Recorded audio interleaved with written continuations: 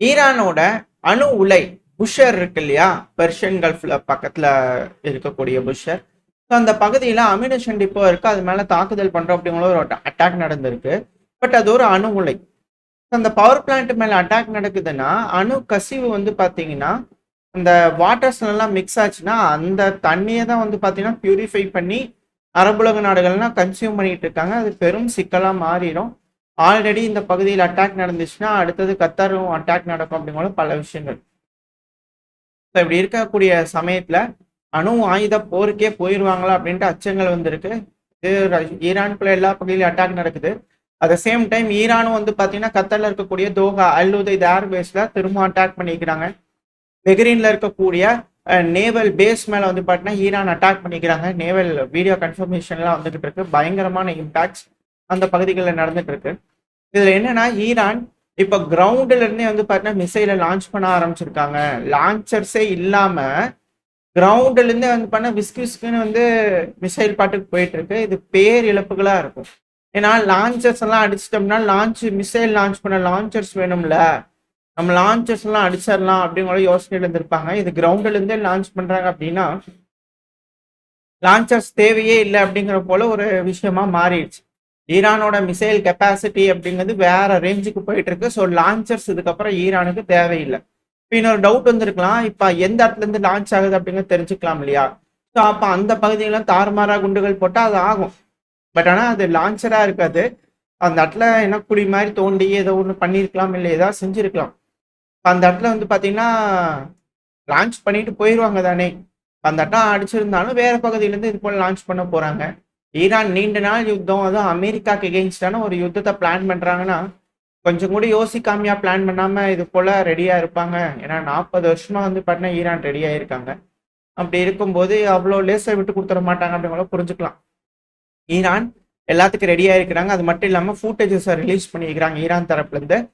கொராம் ஷார் 4 அப்படிங்கிற ஹெவியான ஒரு பெலிஸ்டிக் மிசைல் வந்து பார்த்தீங்கன்னா ஈரானை நோக்கி இஸ்ரேலை நோக்கி ஏவி இருக்காங்க. ஈரான் 2000 கிலோமீட்டர் தொலைவு இந்த மிசைல் போகும். 1800 கிலோ எடை இருக்கக்கூடிய மிசைல் மிக பெரும் இழப்புகளை இஸ்ரேலுக்குள்ள ஏற்படுத்தும். அது இம்பாக்டும் ஆயிருக்கு சில பகுதிகளில். ஸோ இது போல வீடியோ பதிவுகள் ஈரான் தரப்பு ரிலீஸ் பண்ணிக்கிட்டு இருக்காங்க. இது எல்லாத்துக்கும் மேல நேவல் ட்ரோன்களை முதல் முறையா ஈரான் யூஸ் பண்ண ஆரம்பிச்சிருந்துருக்காங்க. அது டாக்குமெண்ட் ஆயிருக்கு. அதுவும் இந்த பெர்ஷியன் கல்ஃப்ல வந்து பாத்தீங்கன்னா 200 டேங்கர்ஸ் வந்து பாத்தீங்கன்னா நிக்குது. இந்த டிரான்சிட்ல கிராஸ் ஆகிறதுக்கு 200 டேங்கர்ஸ் நிக்குது.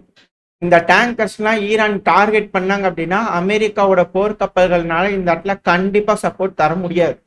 இது பேர் இழப்புகளா மாற ஆரம்பிச்சிருக்கு. ஸோ ஈரான் ஸ்ட்ரைட் ஆஃப் ஹார்மோஸை விட்டு கொடுக்குற மாதிரி இல்லை. என்டையர் ஈரானோட கடலோர பகுதிகளை வந்து பார்த்தீங்கன்னா முழுசும் கட்டுப்பாட்டுக்குள்ளே எடுத்தா மட்டும்தான் இதை ஸ்டாப் பண்ண முடியும். அப்படி இல்லைன்னா பேர் இழப்புகள் இங்கே நடக்கும் அப்படிங்கிற மாற்றுக்கடத்துல.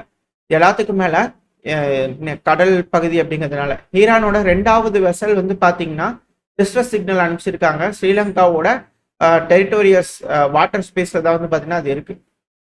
அதனால எமர்ஜென்சி ரெக்வஸ்ட் பண்ணியிருந்துருக்காங்க போர்ட் கால் அடிக்கிறதுக்கு. ஏன்னா அமெரிக்கா அவங்களை டார்கெட் பண்ணுவாங்க அப்படிங்கிறதுக்காக. ஸோ ஸ்ரீலங்காவும் அதில் பேசிட்டு இருக்காங்க அப்படிங்கிற செய்திகள் வருது. யூடியூப்ல நீங்க கூட ஒரு சேனல் நீங்க சஜஸ்ட் பண்ணியிருந்தீங்க, ரொம்ப நன்றி. ஸோ அது உறுதி செய்யப்பட்டிருக்கு. ஈரான்ல ஒரு நேவல் வெசல் வந்து பார்த்தீங்கன்னா அங்கே இருக்கு. ஆனால் ஸ்ரீலங்கா வந்து அதை செய்வாங்களா அப்படின்ற கேள்விகள் இருக்கு. அவங்க வாட்டர்ஸ்ல தான் இப்போதைக்கு இருக்காங்க. கொஞ்சம் வெளியே வந்தாலும் சிக்கல் தான். ஸோ வெயிட் பண்ணி பார்ப்போம். அடுத்தது ஈரானியன் அராஷ் 2 அப்படிங்கிற ட்ரோன்கள் வந்து பார்த்தீங்கன்னா இன்டர்நேஷனல் ஏர்போர்ட் அசர்பைஜானுக்குள்ள வந்து தாக்குதல் பண்ணியிருக்கு. ஸோ எஸ்கலேஷன் அப்படிங்கிறது வந்து பண்ணால் வேற லெவலில் வந்து பார்த்தீங்கன்னா போயிட்டு இருக்கு. நேற்றுக்கு துருக்கி, நாங்கள் இன்னைக்கு அசர்பைஜான்றாங்க. அதுவும் 2 ட்ரோன்கள் தாக்கப்பட்டிருக்கு. இதுல 2 நபர்கள் காயமடைஞ்சிருக்காங்க அப்படிங்களா அசர்பைஜான் தரப்பு வந்திருக்கு. அசர்பைஜான் ஏர் ஸ்பேஸை க்ளோஸ் பண்ணியிருக்காங்க. 2வது நாங்கள் அப்ராப்ரியேட்டான மெஷர் எடுப்போம் அப்படிங்கிற கடுமையான கண்டனங்கள் ஈரானோட ஃபாரின் மினிஸ்ட்ரி தரப்பு ஈரானுக்கு வந்திருக்கு. ஈரான் என்ன சொல்லிக்கிறாங்கன்னா ஜாயிண்டா இன்வெஸ்டிகேட் பண்ணலாங்க, நாங்கள் அதை பண்ண கிடையாது, எங்களோட டெரிட்டரியிலேருந்து வந்திருக்கு, அதாவது ஈரானோட டெரிட்டரியிலேருந்து வந்திருக்கு அப்படிங்கிறதோட அசர்பைஜான் கிளைம் பண்றாங்க. ஆனால் நாங்கள் ஏவ கிடையாது அப்படிங்கிற ஈரான் சொல்றாங்க. ஸோ இது அசர்பைஜானுக்கு சிக்கல் தான். ஏன்னா இதை துருக்கி வந்து பார்த்தீங்கன்னா சொல்லிக்கிறாங்க. துருக்கியோட மினிஸ்ட்ரி ஆஃப் டிஃபென்ஸ் என்ன சொல்லிக்கிறாங்கன்னா நாங்கள் க்ளோஸாக மானிட்டர் பண்ணிட்டு இருக்கோம். ஈரானோட பார்டர் பகுதிக்குள்ள குர்திஸ்தானோட செப்பரேட்டிஸ்ட் பிஜேஏகே, இந்த கொமாலா, இந்த மாதிரி யாரோ ஒருத்தங்க உள்ள கால் எடுத்து வச்சாங்கன்னா அது ஈரானுக்கு மட்டும் கிடையாது. இந்த செப்பரேட்டிசம் அப்படிங்கிறது எங்களுக்கும் சிக்கல் தான். ஏன்னா ஆல்ரெடி துருக்கியில தீவிரவாத தாக்குதல் எந்த அளவுக்கு நடக்குது அப்படிங்கிறது பார்க்குற இந்த குர்திஸ்தான் செய்கிறாங்க அப்படிங்கிறது போல. ஸோ இவங்க இப்போ ஈரான்குள்ளேயும் பூந்து பகுதிகளை பிடிச்சுக்கிட்டாங்க அப்படின்னா துருக்கியோட பார்டர் சுற்றி இருக்கக்கூடிய பகுதியெல்லாம் மாறிடும். நாளைக்கு அது துருக்கிக்கு மேலும் மேலும் பேர்டனாக இருக்கும். எக்கனாமிக்கல் ரீதியாக அவங்க மேலும் பின்னடைவு சந்திப்பாங்க.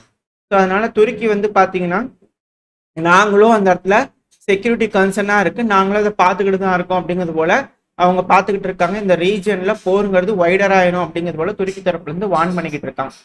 ஸோ இப்போ இந்த டைம்ல வந்து பார்த்தீங்கன்னா மேற்கு நாடுகள் உள்ள என்ட்ராக ஆரம்பிச்சிருக்கிறாங்க. இட்டாலி தான் சப்போர்ட்டை தெரிவிச்சிருக்கிறாங்க, நாங்கள் அனுப்புவோம் ட்ரூப்ஸு, கப்பல்கள், நேவல் ஷிப்ஸ் அனுப்புவோம், 2வது ஃபைட்டர் ஜெட்ஸ் அனுப்புவோம் அப்படிங்கிற போல யூரோப்பியன் நாடுகள் வந்திருக்காங்க. இல்லை இட்டாலி தன்னோட சப்போர்ட் தெரிவிச்சிருக்காங்க. அடுத்தது யூகே ஃபைட்டர் ஜெட்ஸை மிடில் ஈஸ்ட்ல டிப்ளாய் பண்ணுவோம் அப்படிங்கிற சொல்லியிருக்காங்க. ஸோ யூரோப்பியன் யூனியன் நேராக இப்போ மிடில் ஈஸ்ட் பிரச்சனைக்குள்ளே இன்வால்வ் ஆகுறாங்க அப்படிங்கிறது தெளிவாக தெரிஞ்சிருச்சு. இதில் என்ன அப்படின்னா இந்த பிராந்தியம் முழுவதுமே இப்போ ஈராக்லேயும் வந்து பார்த்தீங்கன்னா அமெரிக்கா ஆப்ரேஷன் ஆரம்பிச்சிருக்கிறாங்க. அதுவும் வந்து பார்த்தீங்கன்னா இந்த டெசர்ட் பகுதியெல்லாம் இருக்கும் இல்லையா, நெஜாஃப் டெசர்ட், அந்த பாலைவனத்தில் வந்து பார்த்தீங்கன்னா அமெரிக்காவோட படை வீரர்கள் லேண்டிங் ஆப்ரேஷன் மாதிரி பேராட்ரூப்பர்ஸ்லாம் வந்து பார்த்தீங்கன்னா தரையிறங்கி தாக்குதல் பண்ணுவாங்க இல்லையா. ஸோ அது போல ப்ரோ ஈரான் மிலிட்டன்ஸ் மேலே தாக்குதல் பண்ணலாம் அப்படிங்கிற போல ஒரு அட்டெம்ப்ட் பண்ணிக்கிட்டு இருக்காங்க. அதோட ரிசல்ட் என்னன்னு வரல, பட் ஆனால் அதுக்குள்ள ஒரு தாக்குதல் போயிட்டு இருக்கு. ஸோ என்டையர் மிடில் ஈஸ்ட்ல இருக்கக்கூடிய பகுதிகளையும் அட்டாக்ஸ் எல்லா பகுதியிலையும் நடந்துட்டு இருக்கு அப்படிங்கிற புரிஞ்சுக்கலாம். அசர்பைஜான், துருக்கி, ஈராக், கீழே கத்தர், சவுதி, யுஏஇ, பெஹ்ரின் எல்லா பகுதியிலும் வந்து பண்ண அட்டாக் நடந்துட்டு இருக்கு. இப்போ இந்த சமயத்தில் அமெரிக்கா ஒரு ஐடியா ஃப்ளோட் பண்ணிக்கிறாங்க. அமெரிக்காவோட படை வீரர்களை இந்த அரபுலக நாடுகள் இருக்கு இல்லையா அந்த பகுதிகளை டிப்ளாய் பண்ணி எனர்ஜி இன்ஃப்ராஸ்ட்ரக்சரை ப்ரொடெக்ட் பண்ணுமா அப்படிங்கிற கேட்டுக்கிறாங்க. சவுதி தரப்புல இருந்து அதெல்லாம் செல்லாதுங்க, அதாவது எங்களோட சாயில்ல வேற ஒரு ட்ரூப்பை வந்து டிப்ளாய் பண்ணது வேண்டாம், ஆல்ரெடி பேஸ் இருக்குது அங்கே வச்சுக்கோங்க, இதெல்லாம் வந்து நீங்க ராணுவத்தை செலுத்துறதெல்லாம் வேணாம் அப்படிங்கிறது. ஏன்னா எல்லாத்தையும் அவங்க கட்டுப்பாட்டுக்குள்ள எடுத்துக்கிறதுக்காக ட்ரை பண்றாங்க அமெரிக்கா. ஏன்னா ஈரான் அட்டாக் பண்றாங்க. இப்படி இருக்கக்கூடிய சமயத்துல ஆல்ரெடி வெனிசுலாவோட ஆயில்ஸ் எல்லாமே அமெரிக்கா கண்ட்ரோல் எடுக்கிறாங்க. இப்ப ஈரானோட ஆயிலும் இன்கேஸ் ஒரு ஃபெயிலியர் ஆகுதுன்னா அமெரிக்கா கட்டுப்பாட்டுக்குள்ள எடுப்பாங்க. இப்போ சவுதி அரேபியாவாக இருக்கட்டும், மிடில் ஈஸ்ட் இருக்கட்டும், இங்க இருக்கக்கூடிய எல்லாத்தையும் அவங்களோட ட்ரூப்ஸை டிப்ளாய் பண்ணி ஆயில கட்டுப்பாட்டுக்குள்ள எடுத்தாங்கன்னா மேலும் பிரச்சனை தானே. மேபி மிடில் ஈஸ்ட் இருக்கக்கூடிய நாடுகள் மனசு மாறினாலும் ஆச்சரியப்படுறதுக்குலாம் அமெரிக்கா இது போல ட்ரூப்ஸ் அனுப்புன்னு ப்ரெஷர் கொடுத்தாலும் அப்படிங்கிறது போல. ஆனா சவுதி அரேபியா இதுக்கு ஆல்டர்னேட்டா ஆல்ரெடி செங்கடலோட பைப்லைன் நம்ம சொல்லியிருந்தோம் இல்லையா, அதுல 2.5 மில்லியன் பேரல்ஸை ஆல்ரெடி எக்ஸ்போர்ட் பண்ணிட்டு இருக்கதா செய்திகள் வந்துகிட்டு இருக்கு. கூடுதலா பாகிஸ்தானோட வீரர்களும் சவுதியில டிப்ளாய் ஆயிருக்காங்க அப்படிங்கிற செய்திகள் வருது. அது உறுதித்தன்மை தெரியல, வந்துச்சுன்னா அடுத்தது பயில பார்க்க ஆரம்பிக்கலாம். பட் இது போல விஷயங்கள்லாம் இப்போ இங்க டெவலப் ஆயிட்டு. பாகிஸ்தான் அப்படிங்கும்போது அமெரிக்காவோட வீரர்கள் அங்க இருக்காங்க. 2வது அங்க அமெரிக்காவுக்கு விமானப்படைகளும் அங்க இருக்கு. F-16 இது எல்லாமே பாகிஸ்தான் வச்சிருக்கிறாங்க. எடுத்து அவங்க ஆப்ரேட் பண்ணலாம், ஆச்சரியப்படுறதுக்குல. ஈரானுக்கு வந்து பாத்தீங்கன்னா கிழக்கு பகுதிகளையும் பிரச்சனைகள் தான் அப்படிங்கிறது வந்து புரிஞ்சுக்கலாம். இந்த ஒரு இக்கட்டான சமயத்துல ரஷ்ய தரப்பு வந்து ஒரு செய்தி வந்திருக்கு, நாங்க ஈரானுக்கு எந்த ஒரு ஆயுதமோ இல்லை எந்த ஒரு உதவியோ வழங்கல, ஏன்னா அவங்க எங்களை எதுவுமே ரெக்வஸ்டே பண்ணலை எங்ககிட்ட உதவிகள் பண்ணுன்னு அப்படிங்கிற போல ஸ்போக் பர்சன் பெஸ்கோ அவர்கள் வந்து பண்ண சொல்லியிருக்காங்க. ஏன்னா எல்லாத்தோட கண்ணு அங்கதானே போகும். ஈரான் மட்டும் தனியா அடி வாங்கிட்டு இருக்காங்க, என்ன ரஷ்யா டிஃபென்ஸ் பேக்லாம் போட்டிருக்கீங்க அப்படிங்களே கேட்பாங்க இல்லையா. ஈரான் கேட்டாதாங்க நாங்கள் ஏதாவது பண்ண முடியும் அப்படிங்கிற போல அவங்க தரப்பு இருக்காங்க. ஸோ இந்த பிராந்தியத்துல மிக பெருமளவுல போர்கள் வெடிக்கும் அப்படிங்கிற மாற்று கருத்துல பயங்கரமா வெடிக்க போகுது அப்படிங்கிறது போல. இது எல்லாமே அசர்பைஜான் துருக்கியோட முடிவுல தான் எல்லாமே இருக்கு. அசர்பைஜான் ஒருவேளை இந்த தடவையும் இஸ்ரேலோட இணைஞ்சு மேற்கோட இணைஞ்சு ஈரானுக்கு எகெயின்ஸ்டா செஞ்சாங்கன்னா மேபி ரஷ்யா அசர்பைஜானுக்கு எகெயின்ஸ்டா இந்த பிராந்தியத்துல போருக்கு வருவாங்களா அப்படின்ற கேள்விகள் இருக்கு ரஷ்யா. ஸோ வெயிட் பண்ணி பார்ப்போம். ஏன்னா யூரோப்பியன் யூனியன் நாடுகள்லாம் வந்திருக்காங்கன்னா ஈரானுக்கு ஆயுதங்கள் கொடுப்பாங்களா ரஷ்யா அப்படின்ற கேள்விகள் இருக்கு. ஸோ இந்த காஸ்பியன் சி ரஷ்யாவோட கையை விட்டு போக போகுதா, இல்லை ஈரான் ரஷ்யா இவங்களோட அலையன்ஸ் இந்த டிஃபென்ஸ் பேக்லாம் திருப்பி ரீவோக் ஆகி அவங்க எல்லாரும் ஒரு சேர்ந்து இந்த இடத்துல பிராந்தியத்தில் அவங்களோட வெற்றி கொடியை நிலைநாட்டுவாங்களா, என்ன நடக்க போனது வெயிட் பண்ணி பார்க்கலாம். ஓரளவுக்கான தகவல்கள் இந்த பையில பார்த்துருப்போம்னு நினைக்கிறேன். இந்த பதிவு பற்றின உங்களோட கருத்துக்களை கமெண்ட் செக்ஷன்ல சொல்லுங்க. கூடவே உங்க ஃப்ரெண்ட்ஸ் அண்ட் ஃபேமிலிக்கும் ஷேர் பண்ணிட்டு நம்ம சேனலும் சப்ஸ்கிரைப் பண்ணலாம், மறக்காம சப்ஸ்கிரைப் பண்ணிக்கோங்க. சேனல்ங்கிறது செந்தில் டிஃபென்ஸ் செந்தில் டிகோஸ்.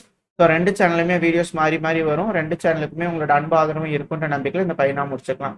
இந்த பதிவு நல்லா இருக்கும்னு நம்பிக்கையில் அடுத்த பிறகு சந்திக்க. அவருக்கு ஸ்டே சேஃப். பாய்.